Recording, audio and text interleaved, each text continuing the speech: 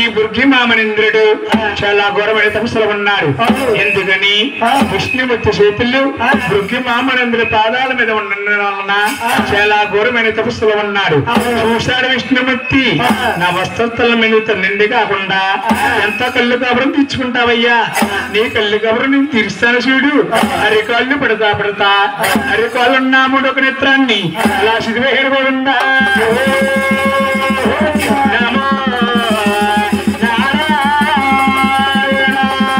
నమస్తే నమస్తే రాముడే వెలసి రాక్షసిని సారించదరా, నీ పల్లెలో వెలసి కమిషని అతమాచదరా, రక్షించుట కొరకు మోహనిధిగా అవతరించుతున్నా సేవనుగా దీన బాంధవా వైకుంఠవాస శ్రీమన్నారాయణ.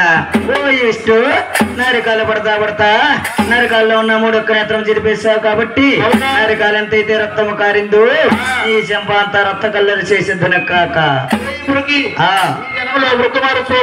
అవును ఉచ్చేదంలో గొల్లవేదన కొరకు గొల్లగోపనగా అవతరిస్తావు. శాస్త్రాన్ని బట్టలు పాలవుతాను ఆవచ్చు నాకు పలుస్తుందని ఆమెను పట్టపోయిన కూడా రస్తగలు చేస్తావయ్యా.